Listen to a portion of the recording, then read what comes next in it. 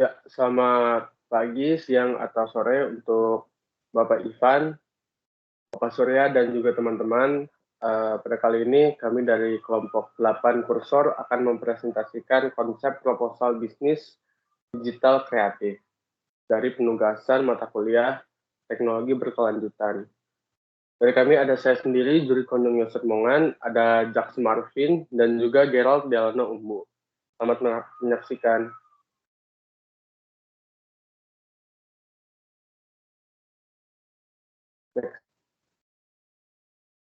Ya, pertama ini adalah sebuah penjelasan ringkas dari tentang JJG Healthcare, yaitu aplikasi yang kami buat. JJG Healthcare adalah suatu startup berbentuk aplikasi yang bergerak dalam bidang kesehatan, khususnya dalam melakukan pembayaran dan pendataan yang memudahkan pihak rumah sakit dalam mengelola data dan keuangan rumah sakit. Aplikasi ini menggunakan sistem blockchain yang sudah terjamin keamanan, mudah diakses, dan terjaga keaslian datanya. Blockchain sendiri berguna untuk melakukan transaksi dan juga pendataan dengan cara melakukan verifikasi dengan sidik jari yang nantinya akan menghasilkan kode unik yang bertujuan untuk menjamin keaslian datanya. Kemudian data tersebut akan dimasukkan ke dalam blok yang berjumlah banyak sekali dan saling terikat satu dengan yang lainnya. Jika ingin mengakses data tersebut, maka akan diminta untuk memverifikasi ulang dengan sidik jari kode unik agar tetap terjamin keamanan dan keaslian data tersebut.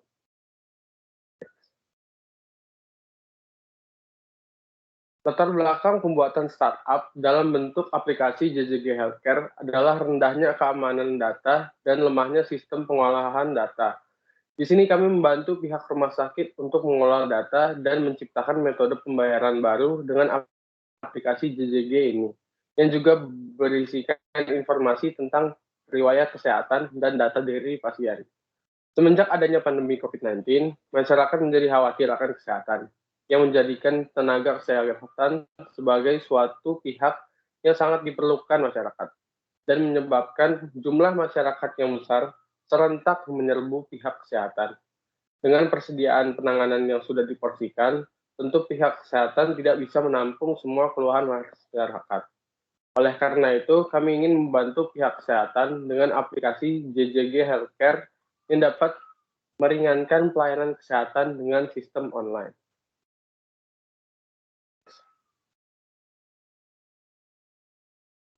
Ya, berikut ini ada tujuan dan manfaat. Yang pertama itu ada membantu proses pengelolaan data oleh pihak rumah sakit atau klinik kesehatan.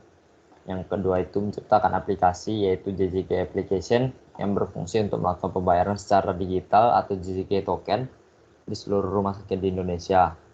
Yang ketiga itu setiap aplikasi ini berisikan informasi tentang riwayat kesehatan serta data diri pasien. Yang keempat, membantu pihak rumah sakit untuk mengetahui penyakit yang sudah pernah dialami pasien sebelumnya. Yang kelima, memudahkan pasien rumah sakit untuk konsultasi secara online tanpa harus pergi ke rumah sakit.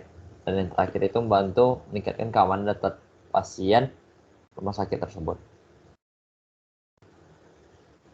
Berikutnya ini ada visi dan misi.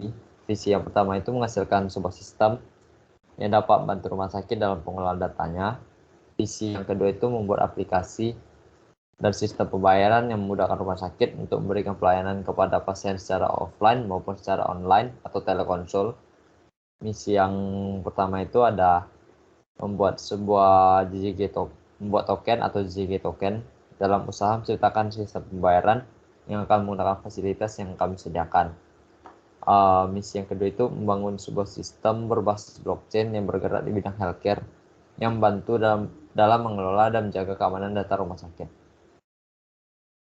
Di sini ada struktur organisasinya. CEO ada Juriko, CPO ada Jax, CMO ada Gerald.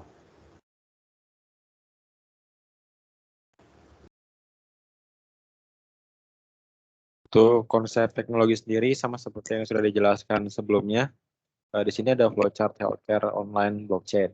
Nah, pada tahap pertama itu ada penawaran media dan alat pembayaran. Blockchain ini memudahkan rumah sakit dengan cara memberikan penawaran aplikasi untuk memudahkan pasien rumah sakit melakukan perawatan dan juga pembayaran. Nah, bagi pasien rumah sakit yang sudah membuat akun di aplikasi tersebut, maka pasien tersebut nanti akan mendapatkan aplikasi yang berfungsi untuk melakukan pembayaran dalam bentuk token JJG atau uang digital, dan terdapat data pasien hingga riwayat kesehatan di bagian dalamnya. Kemudian buku besar. Data pasien rumah sakit yang sudah ada akan disimpan dan dimasukkan ke dalam buku besar ini. Nah, berikutnya enkripsi. Pada proses ini, data yang ada akan disimpan dan diubah ke dalam bentuk kode unik. Kode unik ini hanya dimiliki pihak yang memberikan, yaitu pasien sebagai pengguna fasilitas, membayar, vaskes, dan rumah sakit atau klinik sebagai pemberi fasilitas menerima kode unik tersebut. Kemudian blockchain. Langkah ini merupakan tahap pemasukan data dan kode unik ke dalam blok yang disediakan yang terikat satu sama lain dengan rantai yang sangat panjang dan rumit, sehingga menyulitkan untuk dibajak dan diubah oleh orang lain atau hacker. Kemudian mining. Dalam proses mining ini, pasien membayar jasa yang diberikan oleh rumah sakit dalam bentuk token, dan rumah sakit memberikan barang atau invoice kepada pasien.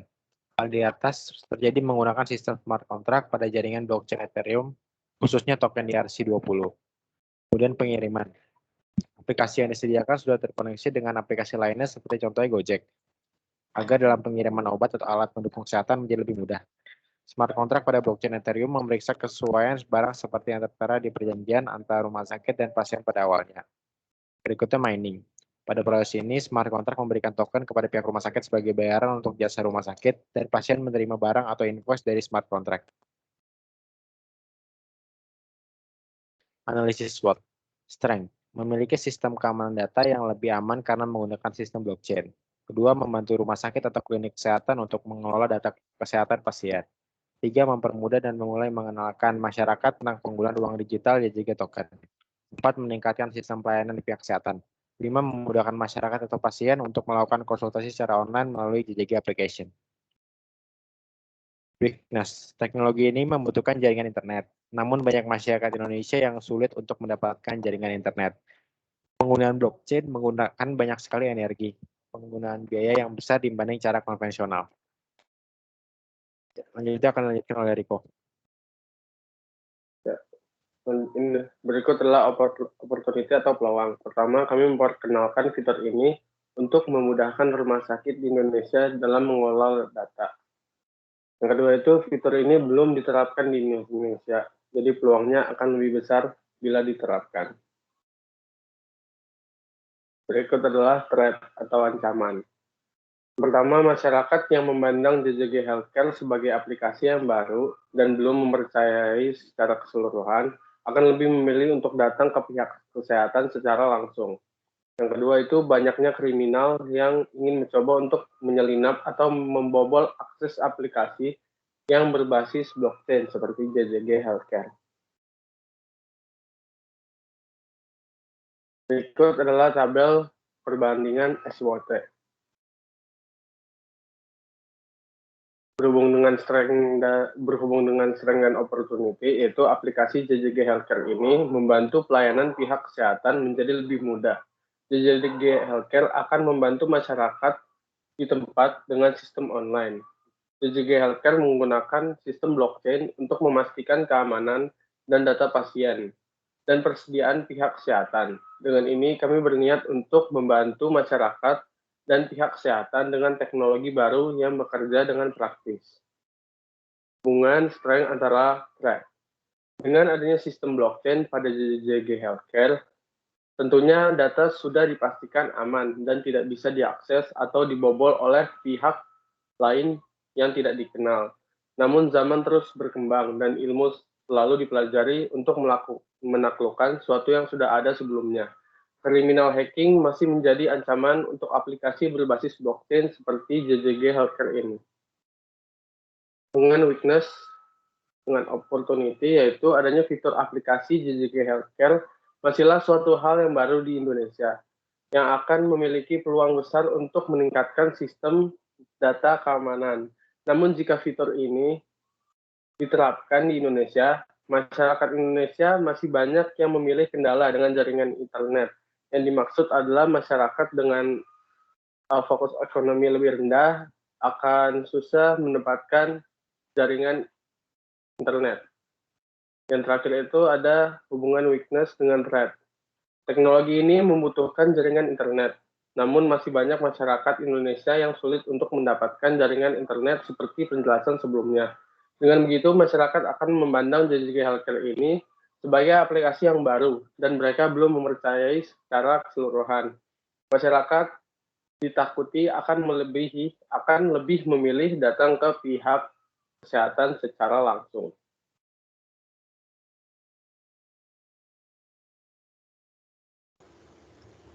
Ya, berikutnya ini ada analisis pasar.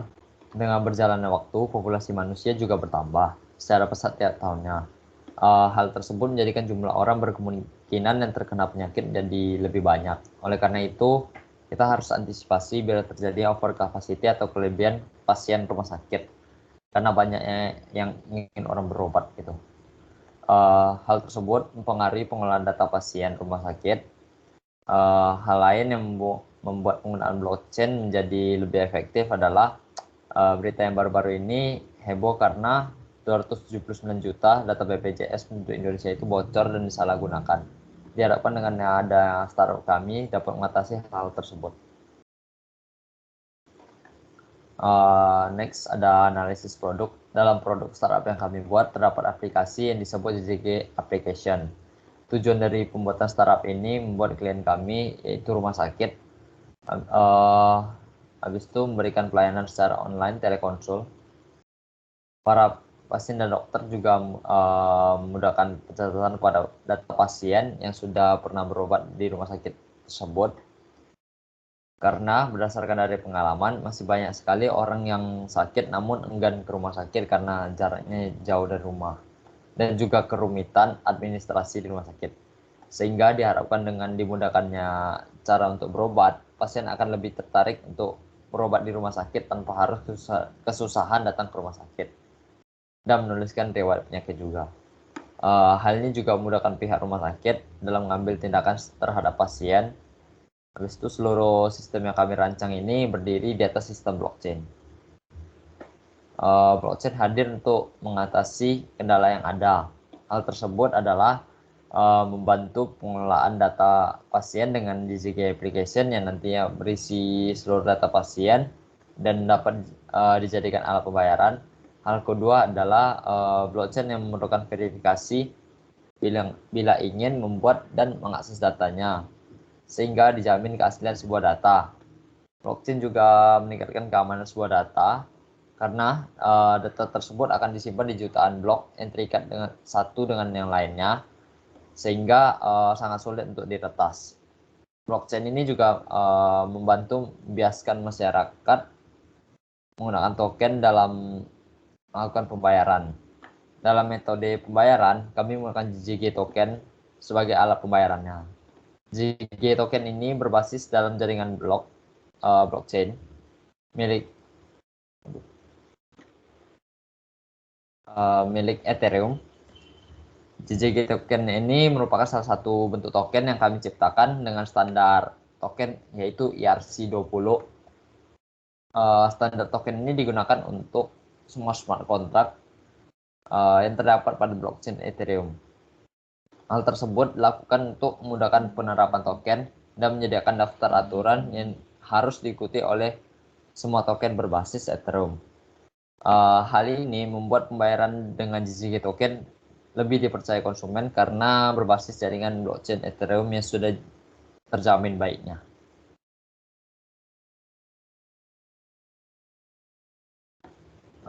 Next ada analisa resiko bisnis. Dalam sebuah bisnis itu tentu ada resiko yang kita hadapi, sehingga kita harus mengetahui cara untuk menyelesaikan resiko tersebut.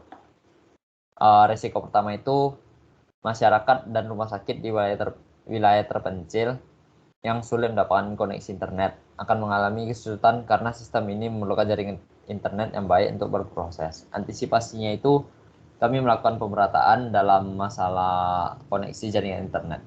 Yang kedua itu ada rumah sakit masih asing dalam penggunaan uang digital atau token dalam transaksi yang akan direalisasikan. Antisipasinya itu kami melakukan pengenalan tentang sistem yang diterapkan pada rumah sakit tersebut. kepada para karyawan yang bekerja di divisi tersebut.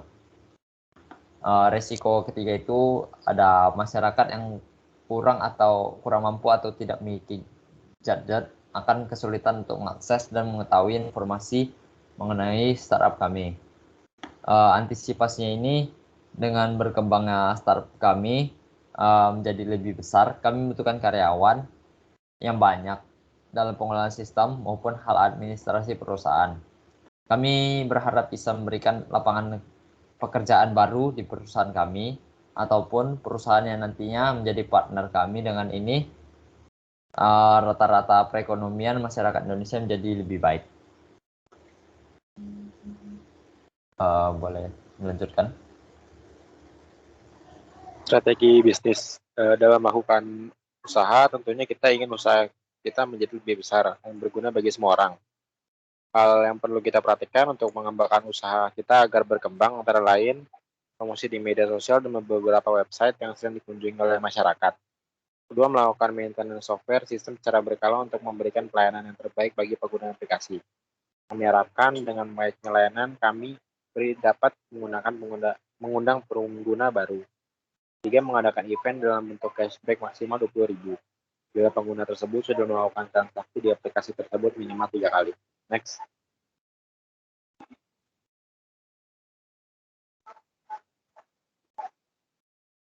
Selanjutnya konsep monetizing aplikasi. Sistem kami berikan kepada rumah sakit dengan gratis tanpa biaya di awal. Untuk konsep ini kami mengambil keuntungan dari pasien rumah sakit. Biaya maintenance, jadi misalnya satu pasien yang ingin melakukan penyimpan data riwayat kesehatan, pasien tersebut dikenakan biaya 75.000 untuk 5 GB penyimpanan. Kemudian jika ada pasien yang berkonsultasi menggunakan aplikasi JJG ini, pasien tersebut akan dikenakan biaya pajak sebesar Rp3.000. Misalnya per hari untuk satu rumah sakit, pasien yang melakukan konsultasi melalui aplikasi kami ada 50 orang. Jadi pendapatan per harinya 50 pasien kali Rp3.000. Total per hari Rp150.000. Per bulannya Rp150.000 dikali 28 hari, sama dengan Rp4.200.000. Per tahunnya Rp4.200.000 dikali 12 bulan, sama dengan Rp50.400.000.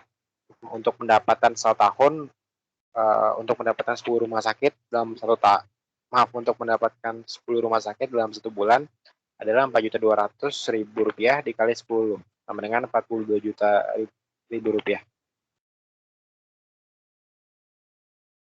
Konsep investasi aplikasi.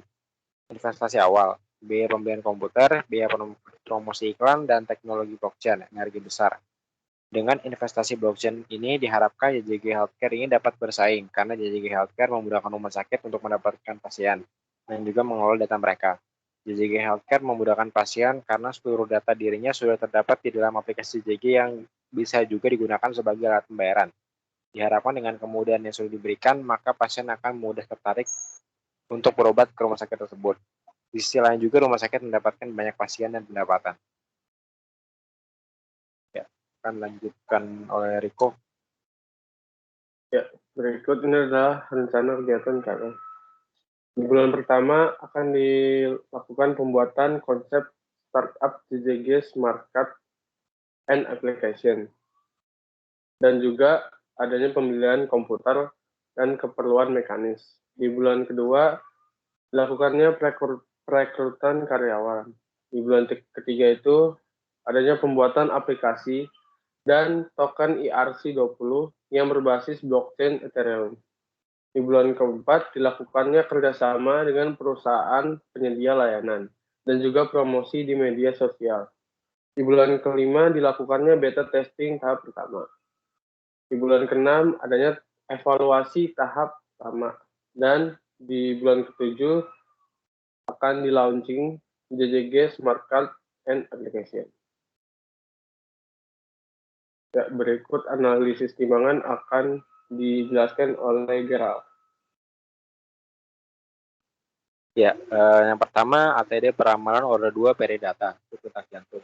Di sini ada 6 data. Nah, tiap data ini adalah rekaman detak jantung per 400 meter. Data pertama ada 150, kedua 152, dan seterusnya.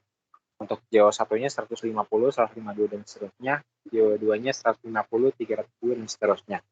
Pada hasil akhir di 1K2-nya kita mendapatkan nilai minus 0,33333.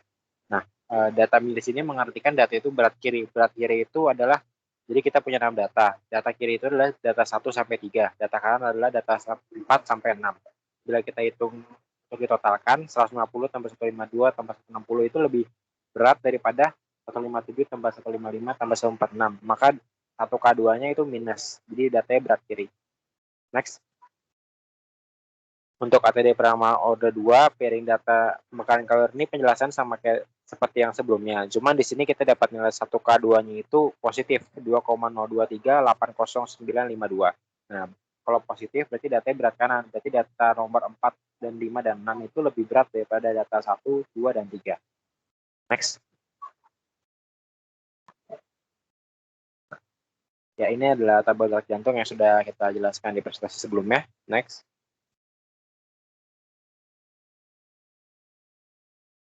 Ini adalah ATD peramal detak jantung selama 1,2 km per 400 meter. Jadi kita bisa lihat grafiknya ini pada data pertama ini, data 1 sampai ke 2 itu dia dinilainya positif karena 1,6667. Kita ambil ini 1K2. Nah, itu kita bisa lihat nilainya makin turun 0,83, terus min 0,83, min 1,83. Sama seperti grafiknya menurun. Berikutnya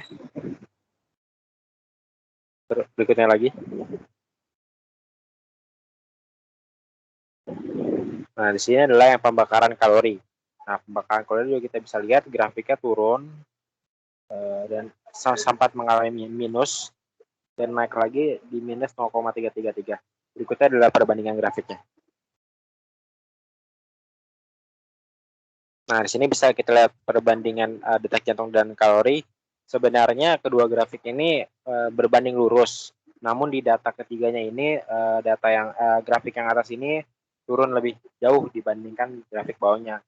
Dan data keempatnya untuk grafik yang bawah itu konstan turun, namun grafik yang atas dia naik lagi.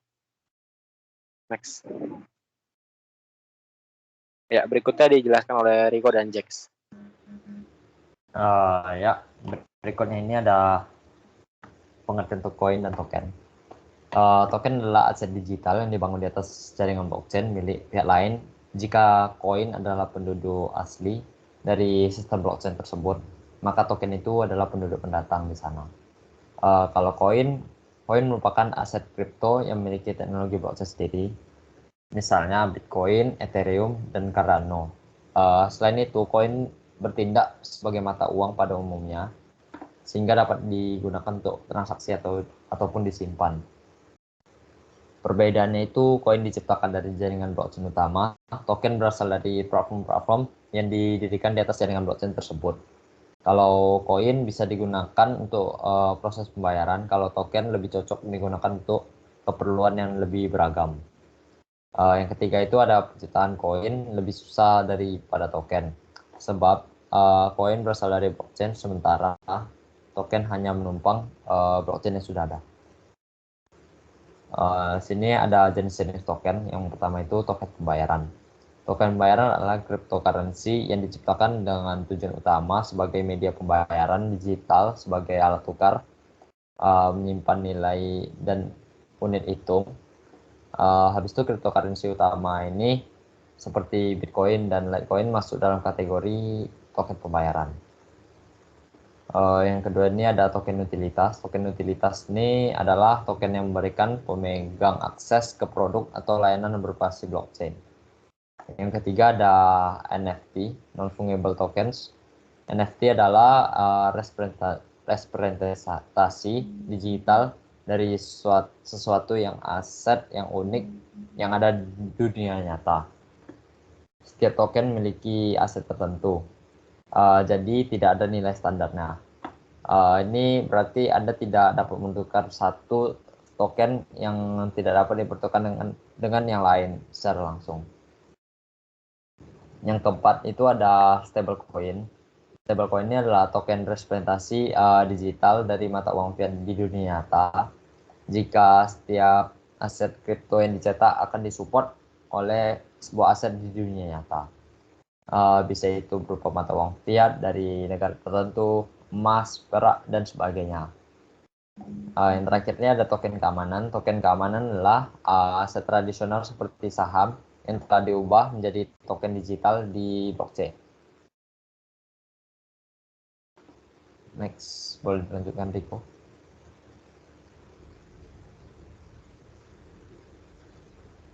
Ya, berikut adalah penerapan token pada komunitas. Pertama itu ada Musicoin. Musicoin adalah token yang memungkinkan pengguna untuk mengakses berbagai fitur di platform Musicoin. Ini bisa berupa menonton video musik atau streaming lagu. Binance platform trading juga memiliki token sendiri. Ketika pengguna berdagang dengan BNB, token dari Binance, biayanya 50% lebih sedikit. Next. Ya, koin. Yang pertama ini ada jenis-jenis koin. Yang pertama itu ada Bitcoin atau BTC.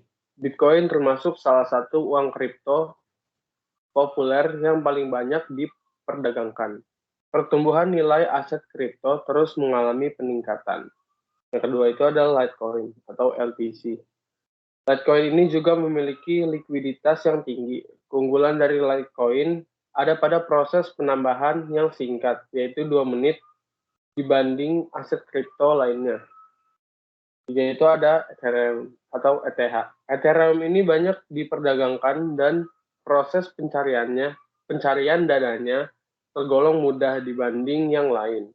Ethereum juga merupakan mata uang digital dengan konsep smart contract yang memungkinkan developer untuk merilis aplikasi di smartphone. Selanjutnya ada Binance Coin atau BNB, aset kripto yang dibuat oleh Binance dan merupakan salah satu platform pertukaran kripto terbesar di dunia. BNB digunakan sebagai utility token untuk mendapatkan potongan harga saat membayar trading fees pada platform Binance. Dan yang terakhir ada Cardano Coin atau ADA. Cardano adalah platform blockchain proof of stake POS generasi ketiga terdesentralisasi yang dirancang untuk menjadi alternatif untuk jaringan proof of work POW, yang dimana mekanisme proof of stake ini jauh lebih menghemat energi jika dibandingkan dengan mekanisme proof of work yang digunakan oleh aset kripto Bitcoin. Ya, sekian presentasi kami. Terima kasih. Terima kasih Opa. Terima kasih Pak Ivan. Ya, makasih Pak Ivan. Opa ada Semoga sehat selalu Pak Ivan dan Opa.